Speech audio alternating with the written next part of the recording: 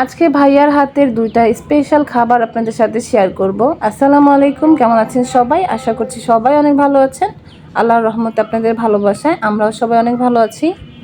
এই তো দেখতে পেলেন আমি একটা দরজা দিয়ে বের হয়ে আরেকটা দরজা দিয়ে হলো আরেক আপুর ঘরে ঢুকলাম। মানে আমি তো বলেছিলাম আমার দুই বোন একসাথেই থাকে, মানে দুই ফ্ল্যাটে থাকে একই তালায়। তো এই তো মানে এক বোনের দরজা দিয়ে বের হয়ে আবার আরেক বোনের ঘরে চলে আসলাম। এখন হলো বড় আপুর ঘরে এসেছি। বড় আপু সকালে চা বানিয়েছে, তো সবাই মিলে এখন চাটা খাবো। এরপরে হলো চা খাওয়ার পরে আপুরা হলো দুপুরে রান্না বান্না বসিয়ে দিয়েছে। তো এখানে আপু কি কি রান্না করতেছিল আমি একটু ঘুরে ঘুরে দেখতেছিলাম আর একটু ভিডিও নিচ্ছিলাম। এখানে হলো বড় আপু মাংস বসিয়েছে, মানে গরুর মাংস রান্না করতেছে আলু দিয়ে। তো আমি একটু ভিডিও করে নিলাম। তো দুই আপুই আজকে রান্না করতেছে। তো আমরা যখন যাই তখন দেখা যায় একদিন হলো বড় আপু রান্না করে, মানে বড় আপুর ঘরে আমরা খাওয়া দাওয়া করি, আরেকদিন দেখা যায় ছোট আপু রান্না করে, মানে ছোট আপুর ঘরে আমরা খাওয়া দাওয়া করি। তো ওইরকমভাবেই খাওয়া দাওয়া করি। আবার দেখা যায় মানে একদিনই দেখা যায় মানে বড় আপু দুই রকমের রান্না করেছে, আবার ছোট আপু দুই রকমের রান্না করেছে। তো ওইটাই একসাথে মানে বসে আমরা সবাই একসাথে খাওয়া দাওয়া করি। তো এটাই হয় আর কি। তো মানে আপুদের বাসায় গেলে বুঝতে পারতেছেন দুই বোন যেহেতু এক বাসায় থাকে, তো আমাদের কতটাই মানে আনন্দ হয় ওইখানে গেলে। তো যাই হোক, এই তো আপু রান্নাবান্না দেখিয়ে দিলাম। এখন হলো এই যে বাচ্চারা এখানে হলো বায়না করতেছিল মালতা খাবে। তো এখন হলো বড় আপুদেরকে মালতা কেটে দিবে খাওয়ার জন্য। এরপরে তো চলে আসলাম এই যে ছোট আপুর রান্নাঘরে। তো এই যে দেখতে পারতেছেন এখানে ছোট আপু রান্না বসিয়েছে, মানে ছোট আপু এখানে আবার গরু মাংস বসিয়েছে। তো এখানে ছোট আপুর যে গরু মাংস সেটা দিয়ে আমরা দুপুরে খাওয়া দাওয়া করবো, আর বড় আপুর যে গরু মাংসটা রান্না করতেছে তো সেটা দিয়ে আমরা রাতের বেলায় খাওয়া দাওয়া করবো। আর এখানে হলো এই যে ছোট আপু হলো এখানে খিচুড়ি বসিয়েছে। তো খিচুড়ি বসানোর সময় আমাকে একটু ডাক দিতে বলেছিলাম, মানে সব কিছু আমি একটু একটু ভিডিও নিব বলেছিলাম, তো আপু ভুলে গিয়েছে। যাই হোক, আর ভিডিও করা হয়নি। তো এই তো রান্নাটা হচ্ছে সেটাই আপনাদের সাথে একটু শেয়ার করলাম। এখন তো এই যে আমাদের সেই রকম মানে ভর্তাখোর ভাই এখন ভর্তা বানাবে। তো ভাইয়া মানে ভর্তা অনেক পছন্দ করে, আর ভাইয়া বানালে আমরা সবাই মিলে একসাথে খাই, মানে আমাদেরও পছন্দ। তবে বানিয়ে খাবো সে আলসামিতে দেখা যায় আর বানানো হয় না। তবে ভাইয়া সবসময় আমাদেরকে ভর্তা বানিয়ে খাওয়ায় যতদিন বাংলাদেশে আছে আর কি। আপুদের বাসায় গেলে দেখা যায় আমার কাজ শুধু মোবাইল নিয়ে নিয়ে সবার পিছে পিছে ঘুরি, মানে কে কী করতেছে সেটা একটু ভিডিও নেই। তো এখানে দেখলাম আপু হলো মানে মাংস রাখতেছিল ফ্রিজে, আমি সেটাও একটু ভিডিও করে নিলাম। তো মানে আমার মেজো বোনের হাজব্যান্ড যেহেতু বাইরে থাকে, তো উনি হলো মানে অনেক চকলেট পাঠিয়েছে, সেগুলোই হলো বাচ্চারা খেতেছিল মানে ফ্রিজ থেকে বের করে করে। এরপরে হলো ভাইয়া বলতেছিল যে একটা বাটি নেওয়ার জন্য, মানে আম ভর্তা করবে, মানে আমগুলো কেটে রাখার জন্য। তো এই তো দেখেন আমার এক্সপার্ট ভাইয়া কি সুন্দর করে আম কাটছে আর আম ভর্তা করে দিবে। মানে অনেক মজা হয় ভাইয়ার হাতের আম ভর্তা, অসাধারণ বলা যায় আর কি। তো এই তো এখন আমরা কাঁচা আমের ভর্তা খাবো। এখন যেহেতু দেশি কোনো আম পাওয়া যায় না, এগুলো হলো রাজশাহীর আম বলে আর কি। তো এগুলো তেমন একটা মজা না, তারপরেও ভর্তা খেতে তেমন খারাপও লাগে না। তো এই তো আমরা ভর্তা বানাচ্ছিলাম, সেই সময় আমাদের দুই মা চলে আসছে।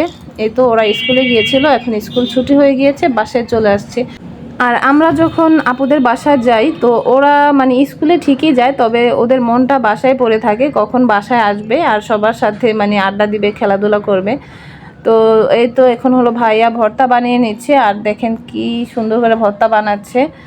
আর ভর্তাটা মানে একটু হালকা ঝাল দিয়ে রাখবে, আর হলো আবার বেশি ঝাল দিয়েও বানাবে। যারা একটু কম ঝাল পছন্দ করে তাদের জন্য কম ঝালটা, আর যারা বেশি ঝাল পছন্দ করে তারা বেশি ঝালটা খাবে। তো আমার কাছে তো বেশি ঝালই পছন্দ। তো দেখা যায় বাচ্চা কাচ্চারাও খাবে। এরপরে আমার ভাবি উনিও বেশি একটা ঝাল খেতে পারে না, ওনার জন্য দেখা যায় কম ঝাল দিয়ে আগেই রেখে দিয়েছে। তো এই যে দেখেন ভর্তার কি কালার। এই তো দেখেন ভর্তা খাওয়ার জন্য কতগুলো হাত মানে রেডি। তো এত মজা হয়েছিল। তো আমার কাছে মনে হয় যারা ভর্তা লাভার তারা এই ভর্তাটা দেখলে এখনই জিভে পানি চলে আসবে। অলরেডি আমার যখন ভয়েস দিচ্ছিলাম আমার মানে জিভে পানি চলে আসছে। তো আবার ভর্তা খেতে ইচ্ছে হচ্ছিল। তো এই মানে ভর্তা খাওয়ার শেষে যে ঝোলটা, এই ঝোলটা কার কার পছন্দ অবশ্যই কমেন্ট করে জানাবেন। এই ঝোলটা নিয়ে তো সবসময় কাড়াকাড়ি লেগে যায়, কে খাবে কে খাবে। যার হাতে দেখা যায় বাটিটা লাস্টে যাবে তো সে আর বাটিটা ছাড়বে না, মানে মানে পুরোটা ঝোলে খেয়ে দেবে। তো যাই হোক, সেটা নিয়ে অনেকক্ষণ কাড়াকাড়ি হয়ে সবাই একটু একটু করে খেয়েছি। খুবই মজা লেগেছে ভর্তাটা। তো এরপরে আমার ভাইয়ার দ্বিতীয় রেসিপি। তো প্রথম রেসিপি তো দেখলেনই, এই যে আম ভর্তা। আর এখন দেখবেন এই যে দ্বিতীয় রেসিপি, এটা হলো গরুর মাংসের গ্রিল। তো গ্রিল করবে আর কি, এজন্য মশলা টশলা মেখে একদম রেখে দিয়েছে। আর এখন হলো আমি একটু ভিডিও নিব, এই জন্য ভাইয়া একটু বের করে দেখাচ্ছিল। বুদ্ধি আছে এরা পিনতে পারে, কাজ করে পলিথিন দিয়ে।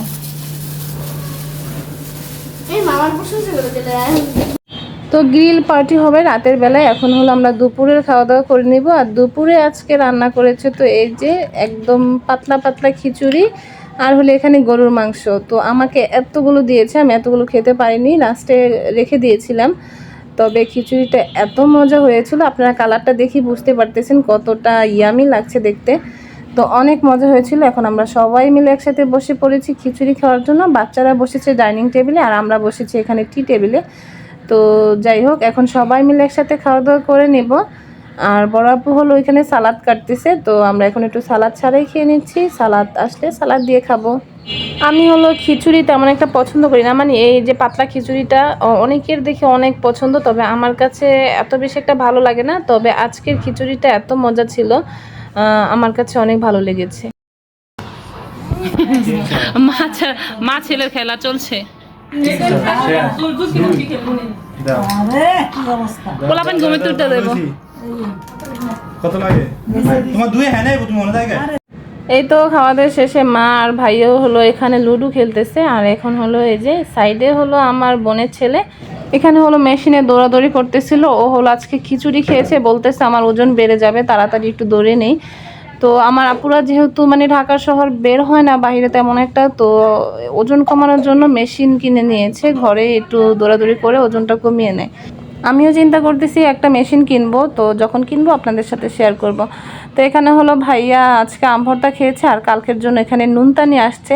তো মা বলতেছিল নুনতা কেউ আবার কিনে খায়, মানে আমাদের গ্রামে নুনতা গাছ আছে, তো ওইখান থেকে পেরে পেরে খাওয়া যায় আর কি। তো মা বলতেছিল এগুলো আবার কেউ কিনে খায়, আমরা সব সময় তো গাছে থেকেই খাই। এই তো সন্ধ্যা সন্ধ্যা হয়ে গিয়েছে, তো আমরা সবাই মিলে ছাদে চলে আসছি। আর রাতের যেই গ্রিল পার্টি সেটার প্রিপারেশন নিচ্ছি। তো এই তো ভাইয়া সব কিছু গুছগাছ করতেছি কিভাবে কি করতে হয়, আর আমি তো একটু ভিডিও নেওয়ার কাজ করতেছি। তো এখন হলো আপনাদের সাথে আমার আপুর মানে ছাদ বাগানটা দেখাবো। তো দেখেন আমার আপু কি সুন্দর করে ছাদ বাগান করেছে, মানে আপুর ছাদের এক সাইড পুরোটাই একদম ছাদ বাগান করেছে, মানে আমার কাছে অনেক ভালো লাগে। আর এখানে অনেক ধরনের ফুল ফল সব কিছুই আছে। তো এখানে দেখেন আমি হলো প্রত্যেকটা ফুলের নাম বলতে পারবো না, প্রথম যেটা দেখিয়েছিলাম সেটা সম্ভবত নয়নতারা, এরপরে এটা কি এটা আমি জানি না। তো এরপরে এই সাইডে দেখি যে অনেক সুন্দর কাঠগোলাপ হয়ে আছে। এই কাঠগোলাপ তো আমার অনেক পছন্দ, মানে একগুচ্ছ কাঠগোলাপ, কি যে সুন্দর লাগতেছিল কাঠগোলাপগুলো। তো এরপরে আমি হলো আমার আপুর ছাদের আপনার যত ফল আছে সেগুলোও দেখাবো, লেবু থেকে শুরু করে আমরা আম, মানে অনেক ধরনের ফলে আছে। মানে দেখা যায় আপু বাগানটা খুব ছোট জায়গা নিয়েই করেছে, তবে অনেক কিছুই আছে। এই তো ফুল দেখানো শেষ, এখন ফল দেখেন। এই যে পেয়ারা দেখিয়ে দিলাম, এরপরে হলো এটা আম, এটা 12 মাসিক আম, মানে 12 মাসি হয়। এরপরে এখানে পেঁপে, তো এরপরে এই যে আমরাও হয়েছে। আর এরপরে আপনাদেরকে দেখিয়ে দিচ্ছি, দেখি সামনে কি আছে। এই যে দেখেন আখও লাগিয়েছে আপু। এরপরে হলো এই যে লেবু হয়েছে। তো আর কি ফল গাছ আছে দেখি, একটু খুঁজে খুঁজে দেখতেছিলাম কি কি ফল গাছ আছে। তো এই তো আর কিছু নেই, তো অনেক গাছই দেখা যায় ফল হবে। তো সামনে কখনো আবার আসলে আপনাদেরকে আরও একটু ভালো ভালো করে ঘুরে দেখাবো। এরপরে হলো আবার এই সাইডে চলে আসছি। এই যে ভাইয়া হলো সব কিছু করতেছিল, এখানে কয়লা কিনে আনা হয়েছে গ্রিল করার জন্য। তো ভাইয়ার কাছ থেকে আজকে একটা নতুন কিছু শিখলাম, সেটা হলো এই যে টিস্যুর মধ্যে হলো এখানে সয়াবিন তেল দিয়ে হলো ভাইয়া আগুনটা ধরাচ্ছিল। তো যারা এটা না জানেন তো অবশ্যই জেনে রাখেন, আর যারা জানেন তারা তো জানেনই।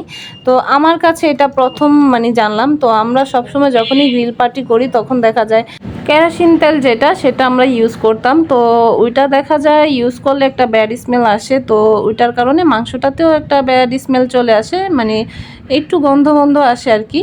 তো এই জন্য ভাইয়া বলতেছিল যে যে কেরোসিন তেল ওইটা দা না করে আর কি এরকম মানে যে সয়াবিন তেলটা আছে সেটা একটু টিস্যুর মধ্যে ভরিয়ে এরপরে আগুনটা ধরালে ওইটাতে মানে কোনো ব্যাড স্মেল আসে না। তো যাই হোক, ভাইয়ার কাছ থেকে নতুন একটা কিছু শিখলাম। আর চিন্তা করলাম আপনাদের সাথে একটু শেয়ার করি, অনেকেরই উপকারে আসতে পারে। তো এই তো দেখলাম ভাইয়া অনেক সুন্দর করে আগুন ধরাচ্ছিল। তো এখানে যেহেতু ছাদে অনেক বাতাস, তো আগুনটা বারবার নিভে যাচ্ছিল। তো আমার বোনের ছেলে দেখতে পাচ্ছেন 2 হাত দিয়ে বাতাসটা আটকানোর চেষ্টা করতেছিল, এরপরও বাতাস চলে আসছিল। এরপরে অনেক কষ্ট করে আগুনটা ধরানো হয়েছে। এরপরে এই যে দেখেন এখানে আপুদের ঘরে 2টা ফ্যান ছিল, এটা হলো কারেন্ট চলে গেলেও চলে, তো হাতের ফ্যান আর কি। তো এটা দিয়ে আমরা আগুন মানে জ্বালানোর চেষ্টা করতেছিলাম।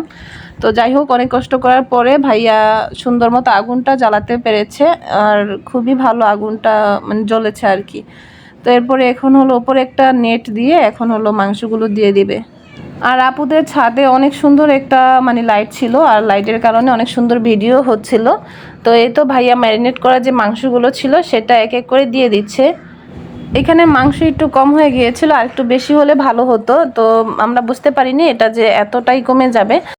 তো নিচে হলো মেজো আপু নানরুটি বানানোর জন্য প্রিপারেশন নিচ্ছিল। তো নানরুটি দিয়ে এই মাংসগুলো খাওয়ার কথা ছিল আর কি। তো পরে দেখা গেল যে মাংসগুলো এতই কমে গিয়েছে, তো নানরুটি দিয়ে আর খাওয়া যাবে না।